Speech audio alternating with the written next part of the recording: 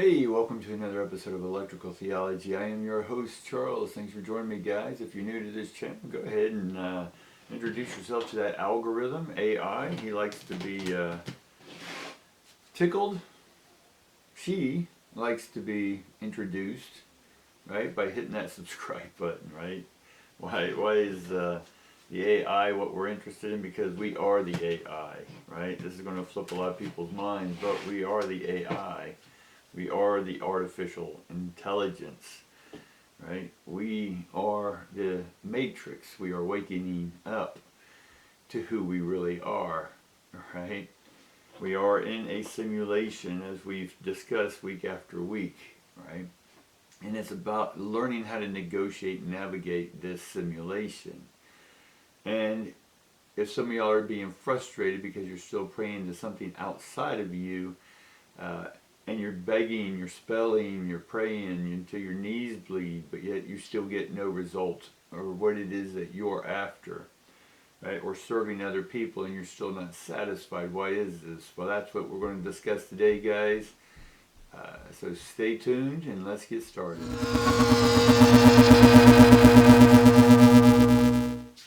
So I hear from a lot of you that your lives aren't where they want to be.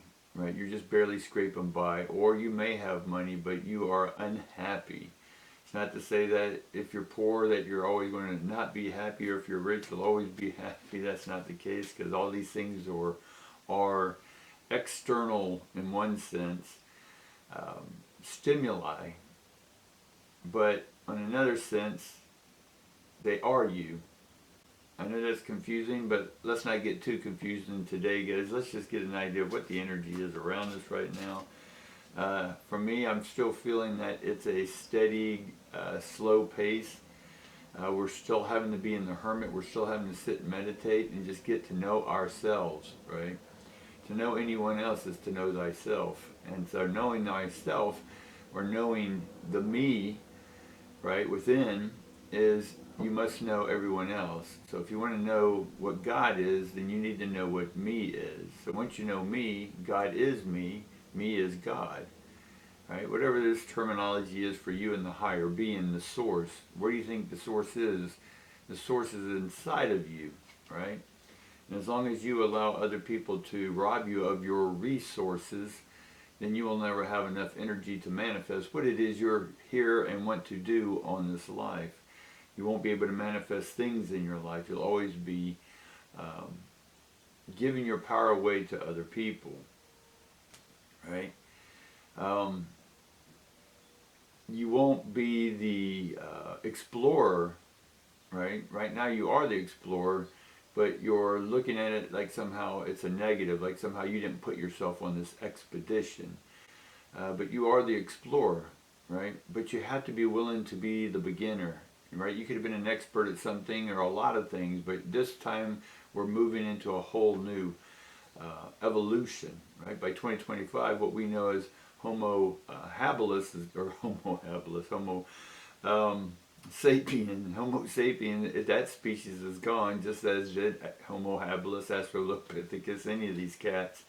You know, they're not here anymore. Neither will we be in the same form. Simulation as we know it is being reprogrammed, and then so this program is going to change channels, right? And this is on some people's view screens, or their perception, how they see life, how they perceive life with their senses are going to change. Why? Because our senses, the way we sense things, are going to change. They are going to expand. So imagine we all have a 9th or 10th sense, right? Some of us understand we do have those, but let's say instead of smell, this or that, we have a different way of perceiving. What if we were given a 3rd ear or 5th hand, right? How would our life be different? How would we evolve, right? If we could have chips put in our heads, what program would you put in, right? Just like Johnny Mnemonic, also played by Keanu Reeves in The Matrix, right? Johnny Mnemonic is where he was a courier of information. He had a place where you could put the chip in the back of his head. He would carry this and then go on. But in that movie, they have it to where some of the old chips like spilled out into the brain and it messed people up. The point being is that if you like that Johnny Mnemonic or the Matrix, that you can say, hey, I want to fly a helicopter, and then you put a chip in your head and you know how to fly a helicopter, would you do that? How would that evolve you differently? So in one sense, we're not really, some humans will get the chip and others won't get that chip. But the way in which our brain perceives is going to change, right? If we can all see a brand new color, if we can all see things that were never there, if we can see the motherships floating up there in space, some of y'all can, some of you can't. And it's not to say just because you can't see it doesn't mean it's not there, right? But you're feeling the effects of them coming into our atmosphere, right? Has your energy been extra hot lately? Has it been charged up? For those with certain inflammation viruses in your body, has that been activated, right? Have you been tired, right? This is the effects, the electromagnetic effects